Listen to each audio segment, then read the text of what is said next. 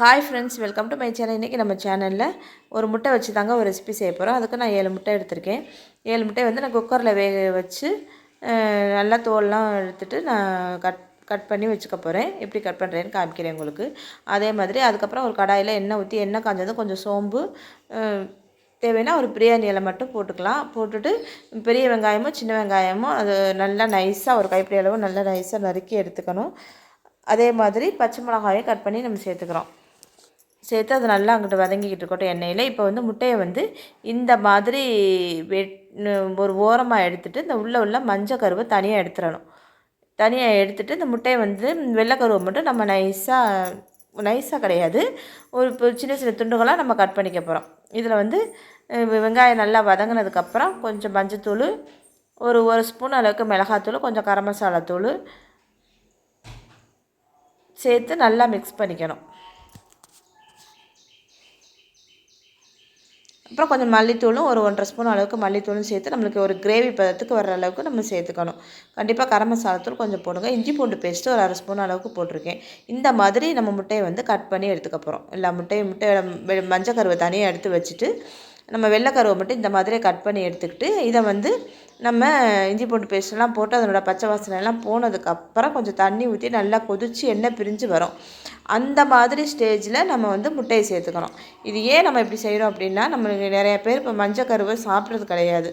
அப்போ அந்த மாதிரி இருக்கும்போது தனியாக தான் எடுத்து வைக்கத்தான் போகிறாங்க. அதுக்கு நம்ம இந்த மாதிரி வெள்ளைக்கருவை மட்டும் வச்சு செய்கிறதுனாலும் செஞ்சுக்கலாம்.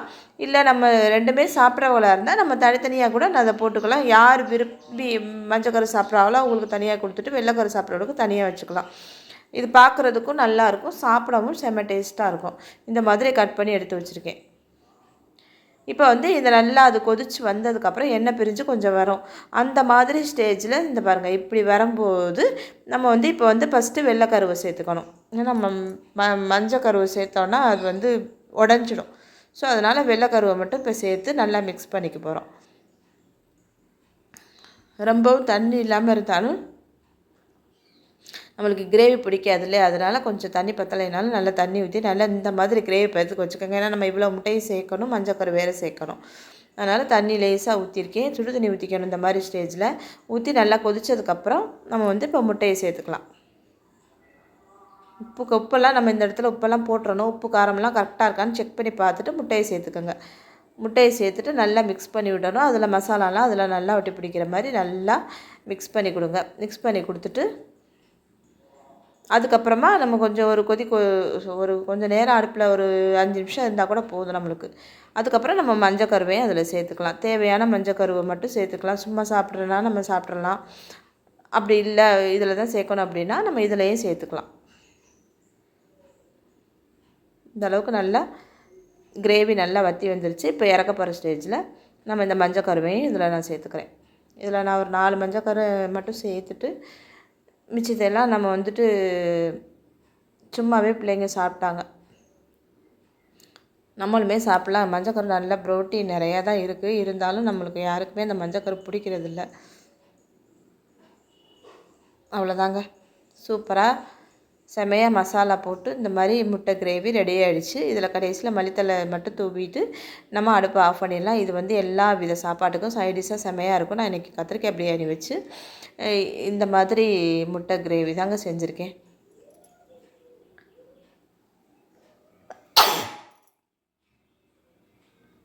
நீங்களும் இதே மாதிரி செஞ்சு பார்த்துட்டு எப்படி இருக்குன்னு மறக்காமல் எனக்கு சொல்லுங்கள். தேங்க் போட்டிருக்கோம். அதுக்கு நான் இன்றைக்கி என்ன பண்ணியிருக்கேன்னா மீல் மேக்கர் வச்சு ஒரு ரெசிபி செஞ்சுருக்கேங்க. அதுக்கு குக்கரில் தான் செஞ்சுருக்கேன். அதுக்கு ஒரு குக்கரில் கொஞ்சம் எண்ணெய் ஊற்றி எண்ணெய் காஞ்சதும் பட்டை, பிரியாணி இலை, 2 கிராம்பு போட்டுட்டு கொஞ்சம் சோம்பு போட்டிருக்கேன். ஒரு சோம்பு போட்டு சோம்பு நல்லா இதெல்லாம் நல்லா பொரிஞ்சதுக்கப்புறம் நான் பெரிய வெங்காயம் தான் நைஸாக கட் பண்ணி சேர்த்துருக்கேன். 2 பெரிய வெங்காயம் நான் கட் பண்ணி சேர்த்துருக்கேன். பெரிய வெங்காயம் போட்டு நல்லா வதக்கிடணும். நல்லா எண்ணெயில் அது நல்லா வதங்கணும். நல்லா வதங்கினதுக்கப்புறம் இதில் 2 மட்டும் போட்டால் போதும். ரொம்ப புளிப்பு இருந்தாலும் நல்லா இருக்காது. நம்ம மட்டன் குழம்பு எப்படி வைக்கிறோமோ அதே மெத்தடு தான். 2 தக்காளி நைஸாக கட் பண்ணிவிட்டு நம்ம போட்டாலும் சரி, நீங்கள் மிக்சியில் போட்டு அடிச்சுட்டு ஊற்றினா கூட நல்லா தான் இருக்கும். நான் இன்றைக்கி கட் பண்ணி தான் சேர்க்க போகிறேன். நீங்களும் கட் பண்ணி நல்லா கனிஞ்ச பழமாக எடுத்துக்கிட்டீங்கன்னா நல்லாயிருக்கும். என்ன எப்படி போட்டாலும் நம்ம குக்கரில் தான் போட போகிறோம், அதனால் சட்டுன்னு வெந்துடும். அதனால் நான் வந்து இன்றைக்கி அரைச்சிட்டுலாம் போடலை. வெங்காயம் மட்டும் நல்லா வதங்கணும். வெங்காயம் நல்லா வதங்கி வரையில் இஞ்சி பூண்டு பேஸ்ட்டு ஒரு 1/4 ஸ்பூன் அளவுக்கு போடுங்க.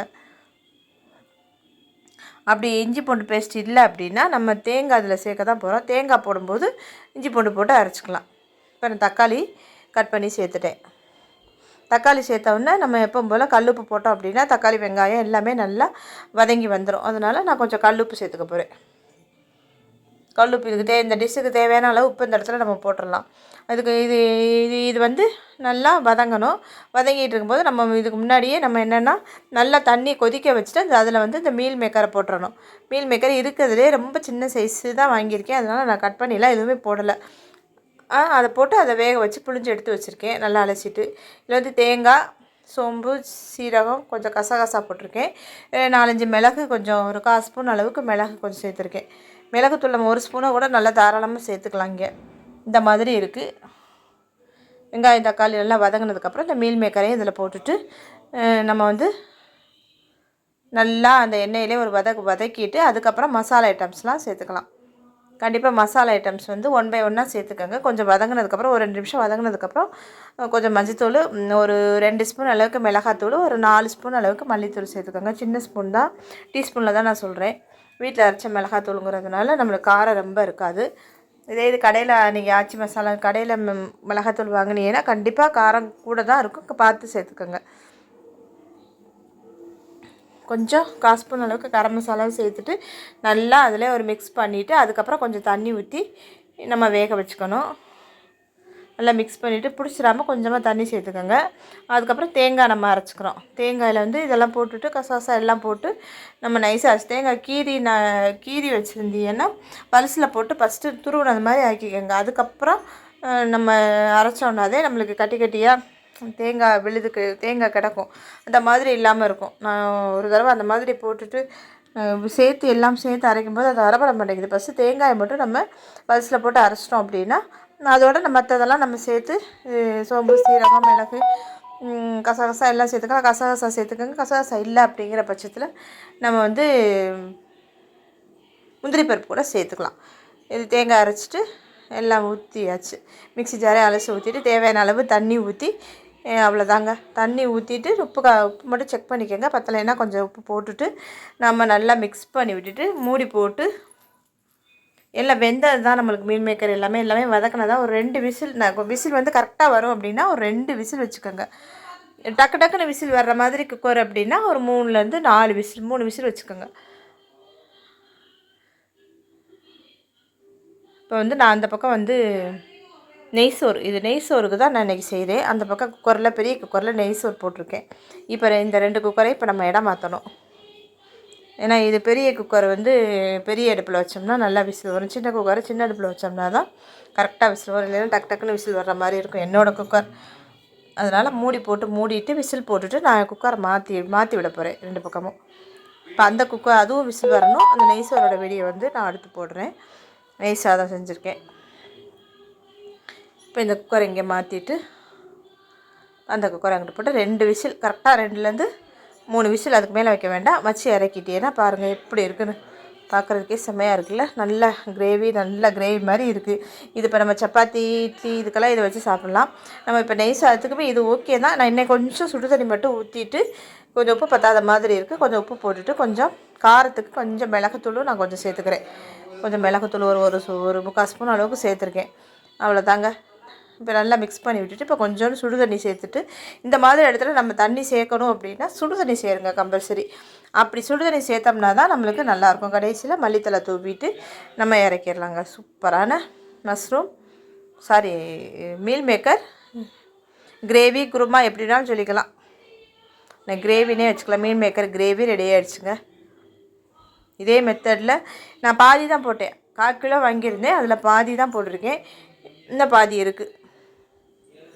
இதே நம்ம பெரிய பீஸாக வாங்கினா கட் பண்ணி போடணும். இது வந்து சின்ன பீஸுங்கிறனால நான் அப்படியே போட்டேன். பார்க்குறதுக்கு சுண்டல் குழம்பு மாதிரியே இருக்குது, ஆனால் சுண்டல் குழம்பு கிடையாது, மீல் மேக்கர் கிரேவி. இதே மெத்தடில் இதே மாதிரி செஞ்சு பார்த்துட்டு எப்படி இருக்குன்னு எனக்கு மறக்காமல் சொல்லுங்கள். இன்றைக்கி நம்ம சேனலில் ஒரு காளான் வச்சு ஒரு ரெசிபி தாங்க செஞ்சுருக்கோம். அதுக்கு வந்து நான் காளான் வந்து 2 பாக்கெட் வாங்கியிருக்கேன். அதுக்கு வந்து பெரிய வெங்காயம் நான் ஒரு மீடியம் சைஸ் வெங்காயம் 4 வெங்காயம் நல்லா நைஸாக கட் பண்ணி எடுத்திருக்கேன். அதுக்கப்புறம் ஒரு கடாயில் எண்ணெய் ஊற்றி எண்ணெய் காய்ஞ்சதும் பட்டை, பிரியாணி இலை போட்டு சோம்பு பொரிஞ்சதுக்கப்புறம் நான் வந்து வெங்காயம் போட்டிருக்கேன். வெங்காயம் போட்டு வெங்காயத்தை நல்லா பொன்னிறமாக, ரொம்ப பொன்னிறமாகணும் இல்லை, ஆனால் ஒரு 70% நம்மளுக்கு நல்லா வதங்கி வரணும். அப்போ தான் நம்மளுக்கு இந்த டிஷ் நல்லாயிருக்கும். அதனால் நல்லா வெங்காயத்தை நம்ம கொஞ்சம் பொறுமையாக வதக்கிக்கணும். வெங்காயம் நல்லா வதங்கி வரணும். அதுக்கப்புறம் இதில் வந்து வெங்காயத்தில் வந்து நம்ம இஞ்சி பூண்டு பேஸ்ட்டு சேர்த்துக்கணும். அதே மாதிரி தக்காளி, பெரிய தக்காளி ஒரு தக்காளி சேர்த்துக்கிட்டா போதும். ரொம்ப பெருசும் இல்லை, கொஞ்சம் மீடியம் சைஸ் தான். ஒரு தக்காளி மட்டும் தான் நான் சேர்த்துருக்கேன். அதை நல்லா நம்ம நைஸாக கட் பண்ணிவிட்டு சேர்த்துக்கலாம். அதே மாதிரி தக்காளி வதங்குறதுக்கு கொஞ்சம் கல்லுப்பு போட்டோம் அப்படின்னா தக்காளி வெங்காயம் எல்லாமே நல்லா வதங்கி வந்துடும். இந்த ஸ்டேஜில் நான் ஒரு ஸ்பூன் அளவுக்கு இஞ்சி பூண்டு பேஸ்ட்டும் சேர்த்து அதனோட பச்சை ஸ்மெல்லும் போகிற அளவுக்கு நம்ம நல்லா அந்த எண்ணெயிலே வதக்கிக்கணும். இது எல்லாம் நல்லா வதங்கி வந்ததுக்கப்புறம் தான் நம்ம மசாலாலாம் சேர்க்கணும்.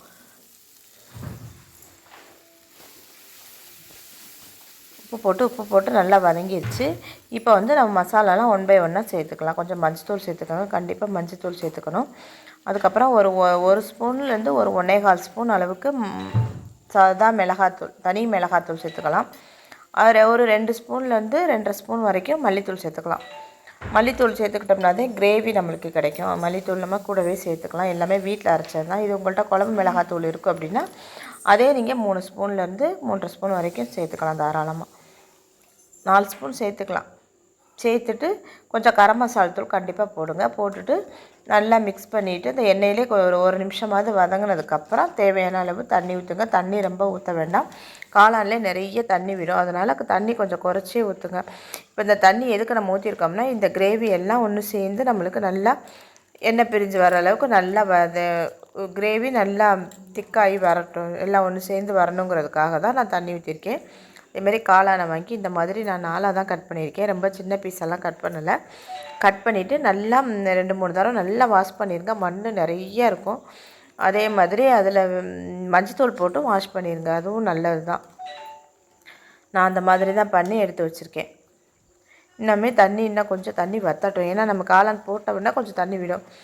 ஸோ அதனால் நல்லா தண்ணி வற்றினதுக்கப்புறமே நம்ம நல்லா போடலாம். எண்ணெய் பிரித்து வரட்டும். இது அப்போ வந்ததுக்கப்புறம் போடலாம். அதில் வந்து நம்ம கருவேப்பிலை மட்டும் சேர்த்துக்கிறேன். பாருங்கள், எண்ணெய் பிரிஞ்சு வந்துருச்சு. இப்போ கருவேப்பிலை மட்டும் சேர்த்துட்டேன். இப்போ ரொம்ப தண்ணி இல்லை. இப்போ இந்த ஸ்டேஜில் நான் காளானை இதில் சேர்த்துக்க போகிறேன். காளான் இதில் சேர்த்துட்டு நல்லா மிக்ஸ் பண்ணி கொடுக்கணும். காளான் எல்லா பக்கமும் நல்லா இந்த கிரேவி படுற அளவுக்கு நம்ம நல்லா மசாலாலாம் ஒன்று சேர்ந்து வர்ற மாதிரி நல்லா மிக்ஸ் பண்ணி விடணும். அவ்வளோதாங்க. மிக்ஸ் பண்ணி விட்டுட்டு காளான்லாம் ரொம்ப நேரம் வேகணும்னு கட்டாயம் கிடையாது. ஒரு 5லேருந்து 7 நிமிஷம் வெந்தாலே போதும். காளான்லாம் சட்டுன்னு வெந்துடும். அதனால் ஒரு 10 நிமிஷத்துக்கு மேலே வேக வேண்டாம். மீடியம் ஃப்ளேமில் வச்சு வேக வச்சாலே போதும். நம்ம நல்லா எல்லா பக்கமும் அந்த மசாலா படுற அளவுக்கு நல்லா மிக்ஸ் பண்ணி கொடுத்துட்டு நம்ம ஒரு மூடி போட்டு மூடி வேக வச்சோம் அப்படின்னா நல்லா வெந்து வந்துடும். வெந்து கொஞ்சம் தண்ணி விட தான் செய்யும். இதே பதத்தில் இருக்காது, கொஞ்சம் தண்ணி விடும். அதுக்கப்புறமா அந்த தண்ணி வற்றுற அளவுக்கு தான் நம்ம கொஞ்சம் நேரம் வேக வைக்கணும். காளானில் வந்து ரொம்ப நிறைய ப்ரோட்டீன் இருக்குது. இப்போ கந்த எல்லோரும் விரதத்தில் தான் இருப்போம். ஸோ அப்புறம் நம்ம நான்வெஜ் வேலை சாப்பிடணும் அப்படின்னு நினைக்கும் போது இந்த மாதிரி காளான், பன்னீர் இதெல்லாம் நம்மளுக்கு ஒரு நல்ல சைடிஷாக இருக்கும். ட்ரை பண்ணி பாருங்கள். காளானில் நிறைய ப்ரோட்டீன் இருக்குங்க. அதனால் காளான்லாம் கிடைக்கும்போது இந்த மாதிரி சந்தர்ப்பத்தில் நம்ம வாங்கி அது இடையில சாப்பிட்டுக்கலாம். இந்த கிரேவி வந்து சப்பாத்திக்கும் நல்லாயிருக்கும், சாப்பாட்டுக்கும் நல்லாயிருக்கும். இந்த மாதிரி நல்லா இப்போ தண்ணியெலாம் வற்றி நம்மளுக்கு கொஞ்சம் கிரேவி கன்சிஸ்டன்சிக்கு வந்துருச்சு. அவ்வளோதாங்க. கடைசியில் பெப்பர் தூள் தூவிட்டு மல்லித்தலை இருந்தால் மல்லித்தலை என்கிட்ட இல்லை, நான் தூவிக்கலை. நீங்கள் மல்லித்தலை கண்டிப்பாக கம்பல்சரி கடைசியில் மல்லித்தலை கட் பண்ணி போட்டிங்கன்னா செமையான டேஸ்ட்டில் சூப்பராக இருக்குங்க. சூப்பரான காளான் பெப்பர் மசாலா ரெடி ஆகிடுச்சு. இது வந்து சாம்பார் சாதம், தயிர் சாதம், ரச சாதம், சப்பாத்திக்கு, இட்லி தோசைக்கு கூட நல்லாயிருக்குங்க. இந்த மாதிரி ட்ரை பண்ணி நம்மளை எடுக்கிற இதில் தான் இருக்குது. இதே மெத்தடில் ட்ரை பண்ணுங்கள். தேங்க்யூ. நல்லா பன்னீர் வச்சு தாங்க ஒரு ரெசிபி செஞ்சுருக்கோம். அதுக்கு நான் வந்து 200 கிராம் பன்னீர் வாங்கியிருக்கேன். அது வந்து இப்போ கட் பண்ணி பீஸாகவே கிடைக்கிது. அதுக்கப்புறம் ஒரு கடாயில் எண்ணெய் ஊற்றி எண்ணெய் காய்ச்சதும் நான் வந்து பிரியாணி இலை, பட்டை, 2 கிராம்பு சேர்த்துருக்கேன். கொஞ்சம் சோம்பு போட்டு நல்லா புரிஞ்சதுக்கப்புறம் நான் வெங்காயம் வந்து நைஸாக கட் பண்ணி வச்சுருக்கேன். பெரிய வெங்காயம் தான் நைஸாக கட் பண்ணி வச்சுருக்கேன். தக்காளியும் கட் பண்ணி வச்சுருக்கேன். ஃபஸ்ட்டு வெங்காயத்தை போட்டு வெங்காயம் நல்லா வதங்கணும். வெங்காயத்தை நல்லா வதக்கணும். பிரியாணிக்கு வதக்கிற அளவுக்கு பொன்னிறம் ஆகலைனாலும் கொஞ்சம் அதுக்கு முன்னாடி உள்ள ஸ்டேஜ் வரைக்குமே அது இன்னும் கொஞ்சம் நல்லா வதங்கினா தான் நல்லாயிருக்கும். ஒரு 60% அளவுக்காவது நம்ம வெங்காயத்தை நல்லா வதக்கிட்டு அதுக்கப்புறம் தக்காளி சேர்த்துக்கணும். அதுக்கு நம்ம வெங்காயம் வதங்கிட்டு இருக்கும்போதே பன்னீர் வந்து நம்ம பீஸாக தான் இருக்குது, நம்ம கட் பண்ண வேண்டியது இல்லை. பன்னீர் நம்ம நாளே வாங்கி ஃப்ரிட்ஜில் வச்சுட்டு நம்ம எடுத்து யூஸ் பண்ணிக்கலாம். அதே மாதிரி தான் நான் வச்சுருக்கேன். இப்போ ஐஸாக தான் இருக்குது, அதனால் கொஞ்சம் முன்னாடியே எடுத்து வச்சுட்டேன். இப்போ வந்து அதை வந்து நான் நல்லா வாஷ் பண்ணி எடுத்து தண்ணியில் போட்டு வச்சுருக்கேன். அதை 2 தடவை 3 தடவை நம்ம நல்லா கழுவிடணும். கொஞ்சம் மஞ்சத்தூள் போட்டு கழுவினா கூட நல்லது தான் நம்மளுக்கு.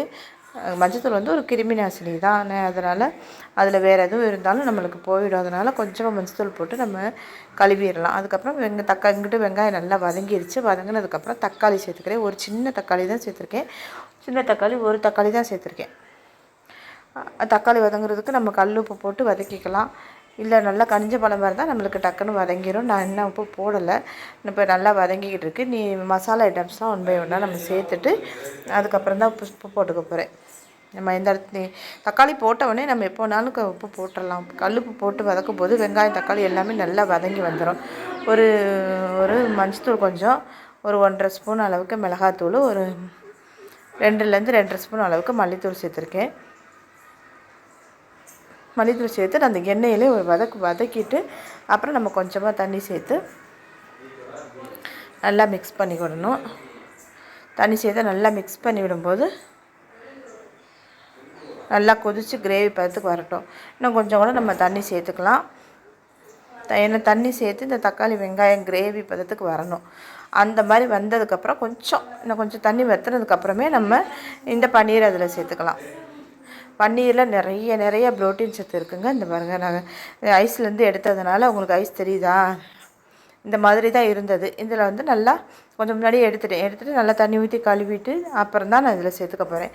கண்டிப்பாக கொஞ்சம் கரம் மசாலா தூள், சிக்கன் மசாலா, மட்டன் மசாலா இதில் எது இருந்தாலும் நம்ம கொஞ்சம் சேர்த்துக்கிட்டோம்னா நல்லா டேஸ்ட்டாக இருக்கும்.